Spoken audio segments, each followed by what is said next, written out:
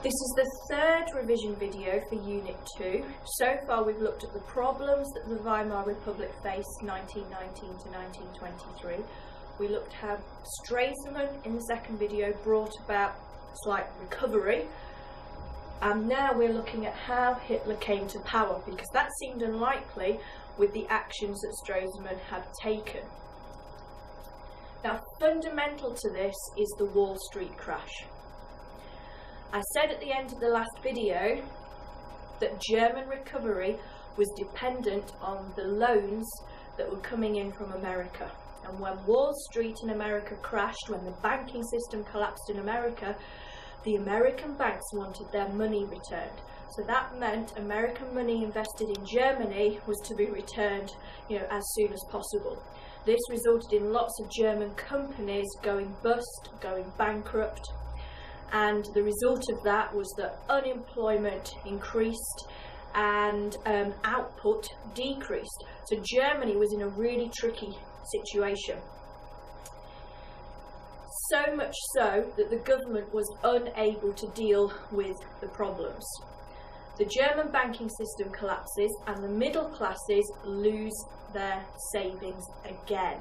Remember, that had happened in 1923 because of hyperinflation. So the middle classes, a core group in society, are angered by what has happened. And they begin to blame the government because it was the government's decision to base German recovery on American money. Now, the government can't decide how to deal with these problems. If you remember back to the first video, I said it was very difficult for any party to gain a majority. So the governments are coalitions of different groups working together, and they struggle to decide what to do.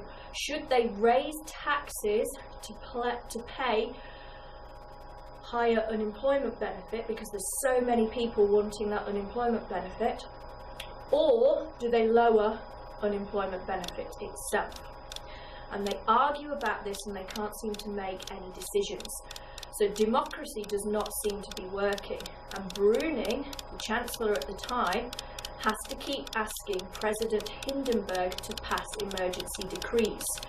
And this goes back to the president's emergency powers under Article 48. So the president can pass laws without consulting the Reichstag. So as far as the ordinary German people are concerned, democracy isn't working. It's just the president taking control and passing laws to try and deal with the situation. So their belief, their faith in democracy declines. So how does that help support for the Nazis? Why do the Nazis come out of this as the winners? Now, to understand that, we have to look at what the Nazi Party was doing between 1924 and the Wall Street crash in 1929. Now, in the second video after the Munich Putsch, I told you that Hitler had made the key decision to win power by winning elections. So when he comes out of prison after the Munich Putsch, that's what he sets about doing. Right? One of the first things that he's done is to create GAUs. So he split Germany up into regions and set up a local Nazi party in each of those regions, headed up by a Gauleiter who's directly responsible to Hitler, in order to spread the message of the Nazis. So this makes it much easier to disseminate, to spread information across all of Germany. And before that point, the Nazi Party had been limited to the Munich area, to southeast Germany. He'd also appointed Goebbels as his man in charge of propaganda. And Goebbels was incredibly good at this, at using modern technology, of getting the message of the Nazis out there on newspapers, through films that they made, by flying Hitler around the country. All of these things are good examples of Nazi propaganda, and of course it was all covered in the swastika, so everybody immediately knew that it was the Nazi Party. Right? He also set up the SS, the black shirts, alongside the SA, the brown shirts, and the SS were totally loyal to Hitler. They were his personal bodyguard, and they gave this image of strength and power. He also very cleverly decides to win the favour of big businesses. He plays on their fear of communism and he gets them to donate money to the Nazi Party, firms like Krupp, for example. So this money pays for the propaganda. It pays to set up the local Nazi parties in the Gauss. It pays for the Nazi newspapers. Without that money, the Nazis would have found it very difficult to spread their ideas, their views, because none of the leading Nazis were particularly rich. Now, when the Wall Street crash occurs, and all the problems with high unemployment, which being social problems with unemployed men roaming the streets with nothing to do, and obviously they don't have any money to take back to their families to help the situation, and businesses going bankrupt and them losing faith in the moderate political parties. When all of that happens, the SA, the brown shirts, are out on the streets. And they seem to be in control of the streets, bringing order to the streets. They're recruiting many of the unemployed who were attracted by the uniforms, the sense of order. They're also setting up soup kitchens and hostels to help the unemployed. So again, that makes the Nazi Party seem attractive. It seems like they're doing something practical. Hitler, through his propaganda, is offering simple solutions. Things like work and bread. They're the fundamentals, things that people want: a job and something to eat. He's also blaming very complex problems on scapegoats. So he says it's the fault of the communists, it's the fault of the Jews, and people buy into that because it's an easy answer to the problems. There's a general fear of communism, particularly by the middle classes. But the big businesses are also frightened of that, so that links back to why they're being funded by them. So these simple messages get the Nazi ideas out there. Hitler did not invent anti-Semitism, so anti-Jewish ideas, but he certainly played on those fears that were already present in society. We cannot forget that Hitler was great at giving speeches. He was a great orator. It was a real spectacle to go and see him talk. He was incredibly passionate and he sold the Nazi view of society. And part of that view was promising to protect people from the communists. And that particularly, as I've already said, was appealing to the middle classes, the farmers who didn't want to lose their land, and the big business owners. So all of these ideas combined are explaining why the Nazis have gone from a very, very minor party in 1928 to a party that is gaining votes.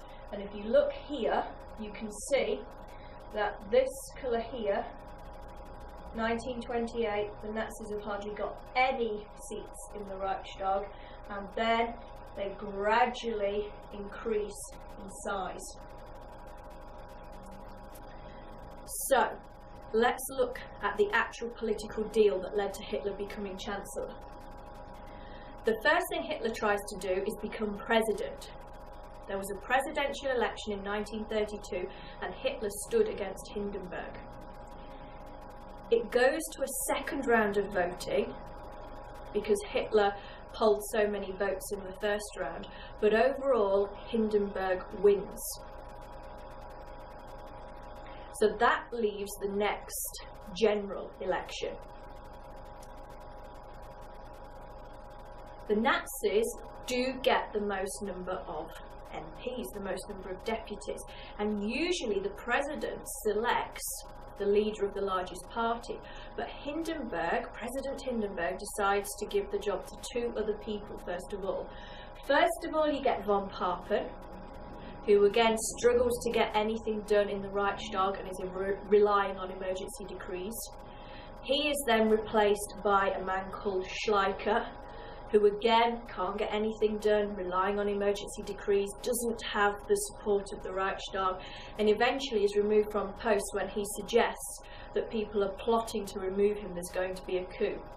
So Hindenburg is backed into a corner, and in January 1933 he decides to appoint Hitler as Chancellor. However, it is not a Nazi government. It is a coalition government, and von Papen will be Hitler's vice-chancellor. There'd been some sort of deal between von Papen and Hitler. Hitler would be chancellor, von Papen would be vice-chancellor, and the majority of government ministers were not Nazis. But he is in that position of chancellor, and once he is in that position, he immediately announces an election and then sets about changing the nature of the government from a coalition to a purely Nazi government. Okay, but let's recap why he ends up in that position. So the failure of Weimar democracy. Bruning can't cope, von Papen can't cope, Schleicher cannot cope. The economic, political and social problems created by the Wall Street crash, they're right at the heart of all of this. Because the government can't cope with all those unemployed people, the businesses going bust, the businesses going bankrupt. It can't deal with the social problems spilling out into the streets, people's anger and frustration at losing their savings. These things are not really within Hitler's control, but the things he could control, he does a good job on.